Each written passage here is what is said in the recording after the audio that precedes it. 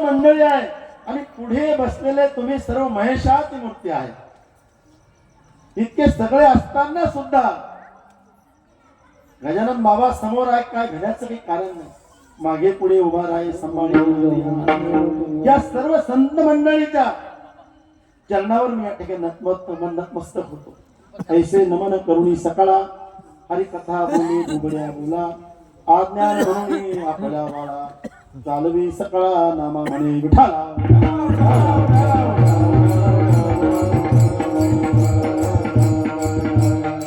भक्ती प्रेमा विनंद्यान नको देवा अभिमान तया माझी.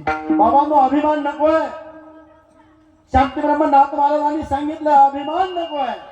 अभिमान सोडा आणि फक्त भक्ती आणि प्रेमानं वागा. बाकी तुम्हाला काहीच करण्याची गरज नाही.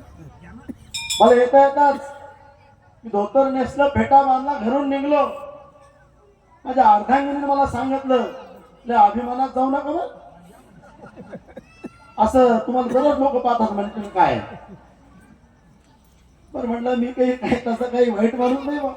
ती म्हणे तुम्ही असं थाटात चालले तुम्ही काही कुठे आळंदीहून आले काशीहून आले इथंच लोक तुम्हाला पाहतात. बरं जा म्हणे कीर्तन करा.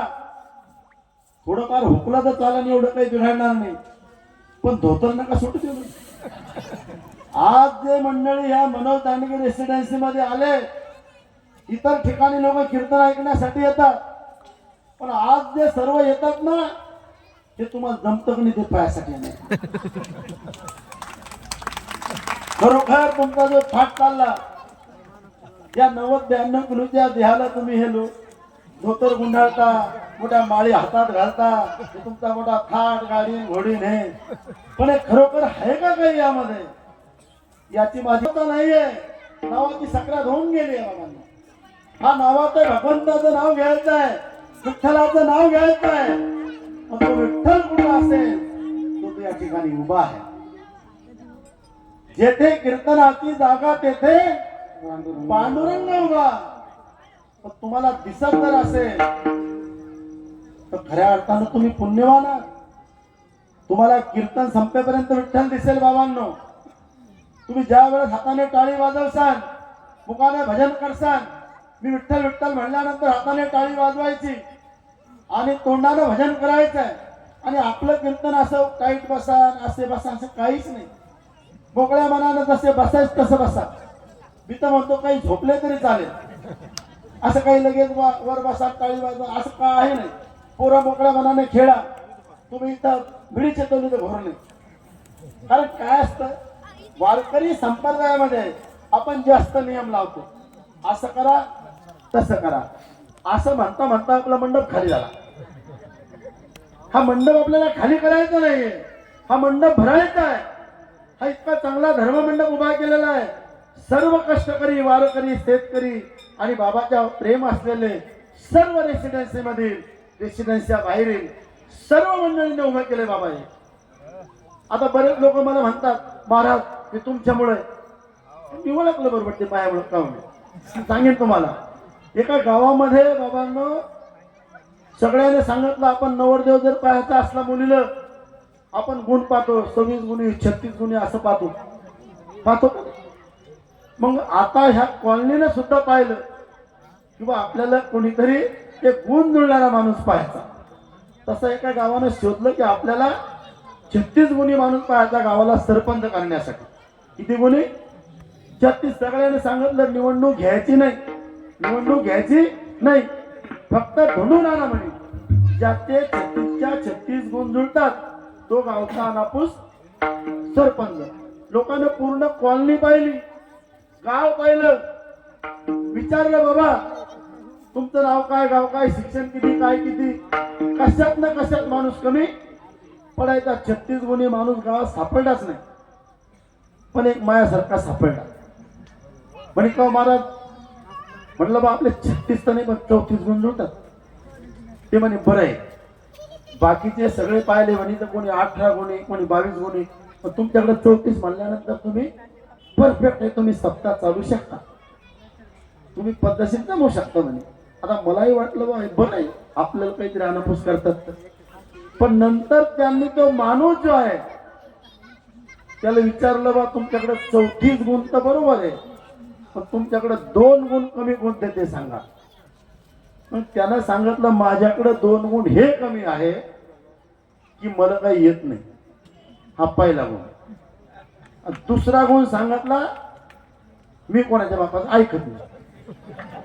हे 2 गुण माझ्याकडे कमी आहे, मला काही येत नाही, हा माझा पहिला गुण. आणि मी कोणाचं ऐकत नाही, हा दुसरा गुण.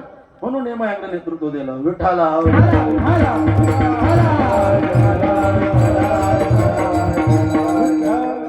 ते नेतृत्व आपल्याकडे देण्याचं काम त्या 2 गुणामुळे मिळालं.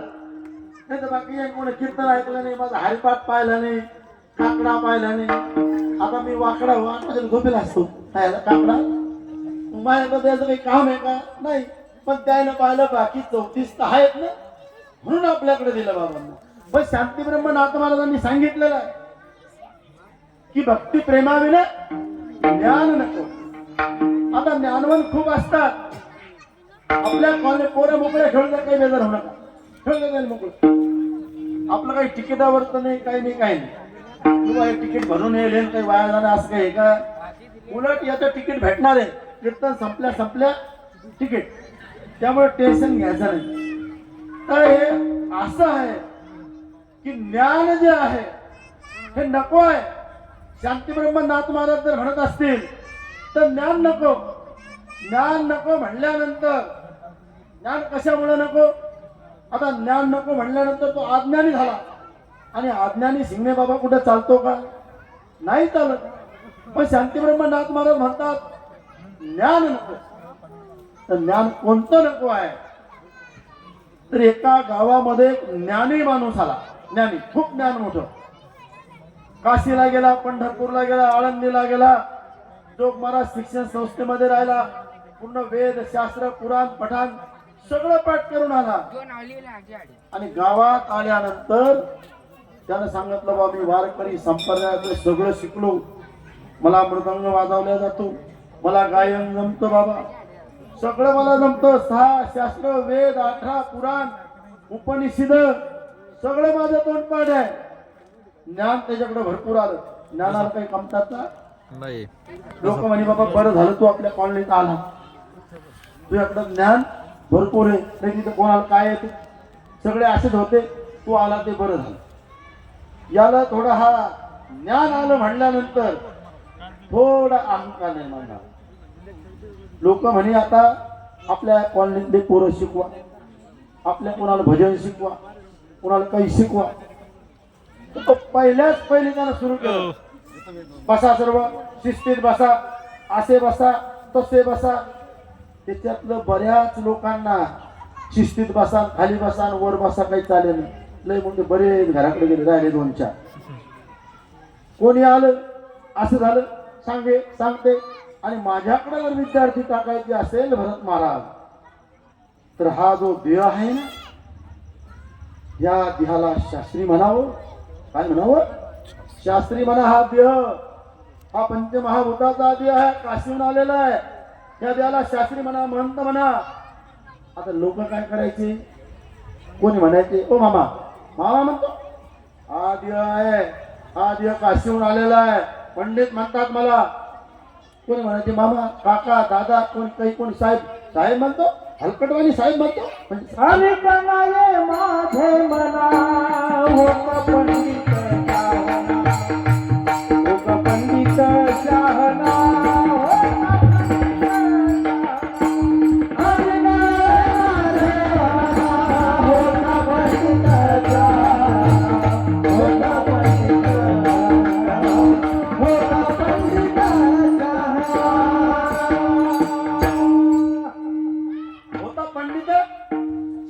पंडित होता, पण कसा होता, शहाणा होता. तर या देहाला तू मामा म्हणू नको, काका म्हणू नको, दादा म्हणू नको, काहीच म्हणू नको. हा देह जो आहे शास्त्री आहे. काशीला राहिलो, लोकांनी ओळखलं, हे काय शिकलं काय माहित. पण हे गेलं की प्रश्न विचारले. कोणी म्हणलं याला शिकवा. किती वर्गात होता, कितवीत आहे, 5वी. चांगला 6वी मसावी. ते म्हणे हे काही खरं नाही बुवा. लोकांनी ओळखलं हा काही कोणाला शिकवत नाही, फक्त प्रश्न विचारतो आणि याच्या पुढे जाऊन दिवसा त्यानं कंदील लावला. घेणं न देणं कंदील लावून देणं ही तुम्ही म्हण ऐकलं असेल. पण तिथून सुरू झाली.